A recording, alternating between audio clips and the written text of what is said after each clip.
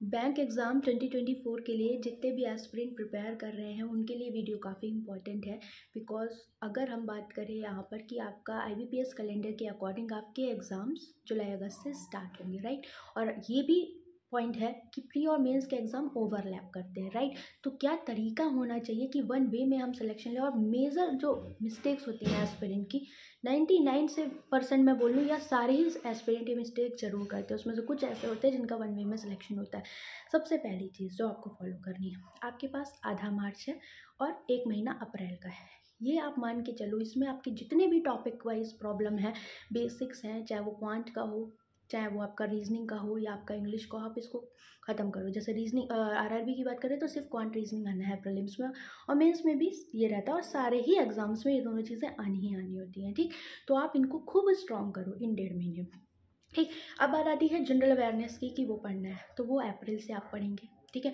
और अप्रैल से डेली पढ़ने की ज़रूरत नहीं है, आप वीकली पढ़ो, ठीक। कंप्यूटर आता है आपके आरआरबी के एग्जाम में, उसके लिए आपका 1 मंथ इनफ है। आप जून में करना वो काम, अभी नहीं करना, ठीक। अभी आपका मेजर फोकस होना चाहिए कि आपके रीजनिंग के जो टॉपिक्स हैं, ठीक है, जैसे पजल्स में प्रॉब्लम है, टाइप्स ऑफ पजल सारी लगानी है, ठीक है। एक नहीं 10-10 लगानी है एक ही तरह की, ताकि एकदम माइंड सेट हो जाए। चाहे वो आपका आईबीपीएस का एग्जाम है, आरआरबी का, आपको कोई दिक्कत ना हो, ठीक है। कॉमन स्टडी करिए अगर आप सीरियसली प्रिपेयर करना चाहते हो, ठीक। क्यों? क्योंकि आपको पता है कॉमन स्टडी में फ़ायदा क्या है भाई, आरआरबी में जाओगे तो मेंस में मॉडरेट मिलेगा, ठीक है।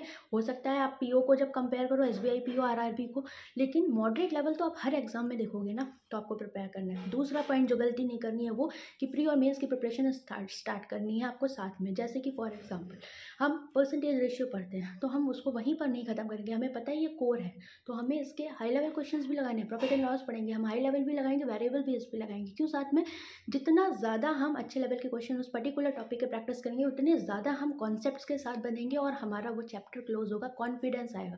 प्रीलिम्स तो यूं ही बनेगा फिर आपका, ठीक है। यही प्रॉब्लम आती है। इसके बाद जो मेजर इशू है, टीचर्स पे बहुत ज़्यादा डिपेंडेंट रहते हैं एस्पिरेंट। मैं खुद टीचर हूँ, बट मैं एक बात बोलूँगी, जब आपको सिलेक्शन चाहिए होता है, आप बेसिक बिल्कुल पढ़िए, टीचर से आप मेल्स पढ़िए, बिल्कुल पढ़िए। लेकिन क्लास के बाद जब आप मॉक लगा रहे हो, आपको सेल्फ प्रैक्टिस की बहुत ज़रूरत है, क्योंकि सिर्फ मॉक से इतना ज़्यादा इंप्रूवमेंट नहीं होगा, क्योंकि मॉक्स इतने नहीं मिलते हैं। आपको डेली प्रैक्टिस के लिए ज़रूरी है कि आप उस पर्टिकुलर टॉपिक की भी प्रैक्टिस करें, तब आपकी स्पीड आएगी। और आपको जब उसी कॉन्सेप्ट के डिफरेंट लैंग्वेज के साथ क्वेश्चंस मिलेंगे, तब आपको उसमें कॉन्फिडेंस भी आएगा, अप्रोच भी पता लगेगी। तो सेल्फ प्रैक्टिस को मत छोड़िएगा, ठीक है, खास तौर से रीजनिंग और आपका मैथ में, ठीक। ये चीज़ें हो गई, ये पॉइंट्स आपको ध्यान रखने हैं। जब आप इन चीज़ों पे वर्क करोगे, अप्रैल हो गया, फिर मई जून आपको यही काम करना है, क्या? सेल्फ प्रैक्टिस पे फोकस करना है। फिर प्रीलिम्स के मॉक्स लगाना स्टार्ट करिए, अभी लगाइए, वीकली लगाइए प्रीलिम्स के, ज़्यादा मॉक्स मत लगाइए, जितना हो सके टॉप आप जितना हो सके अपना स्पीड से प्रैक्टिस करिए क्विजेस के फॉर्मेट में। जैसे गाइडली का पीडीएफ बंडल आपके लिए बेस्ट सोर्स है, आपको सारे जितने भी सेक्शंस हैं सब एक जगह मिलेंगे, क्विज फॉर्मेट में, पीडीएफ फॉर्मेट में, साथ में वीडियो सॉल्यूशंस भी, सब कुछ अलाइन वे में, सब कुछ पूरा होगा, प्री भी होगा, मेंस भी होगा, ठीक है। आप उसे करिए, ठीक है।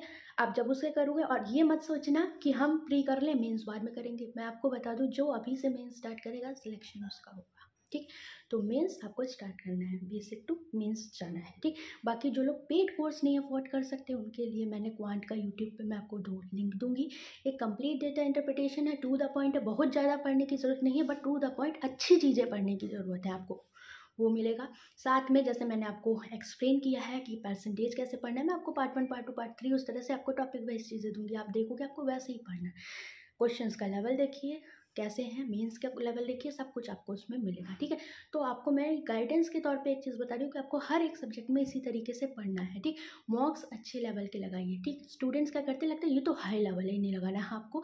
गाइडली का जो लेवल है वो आपको हर एग्ज़ाम के हर एक सिचुएशन से लड़ने का बिल्कुल अच्छी पावर देगा। अगर आप गाइडली के मॉक्स लगा रहे हैं, आपको शुरुआत में थोड़ी दिक्कत होगी, बट आप जब लगाना स्टार्ट करोगे एग्ज़ाम में, आप हो नहीं सकता कि आपका सिलेक्शन ना हो, ठीक है। ये मेरा आपसे प्रॉमिस है। तो बिल्कुल अच्छे से मॉक लगाओ, और मॉक्स लगाने से पहले, कब मॉक में मार्क्स आने स्टार्ट होते हैं, जब हम सेल्फ प्रैक्टिस को इंपॉर्टेंस देते हैं, ठीक। टीचर से पढ़ो, बट सेल्फ प्रैक्टिस को बहुत इंपॉर्टेंस देनी है। ये सबसे बड़ा मेजर इशू है जो आपके सिलेक्शन के बीच में आता है। और दूसरा कि हम प्री के साथ मेंस की प्रैक्टिस नहीं करते, और तीसरा सही कंटेंट ना होना। तो इन सारे पॉइंट्स पे ज़रूर फोकस करिएगा। बाकी फ्री जो प्लेलिस्ट है उसकी लिंक और साथ जो भी गाइडलाइन मैं आपको कमेंट में, ठीक है, रीडेबल है और आपके लिए बहुत इंपॉर्टेंट है, उसको तो चलो बाय, टेक केयर। इसके अलावा कोई डाउट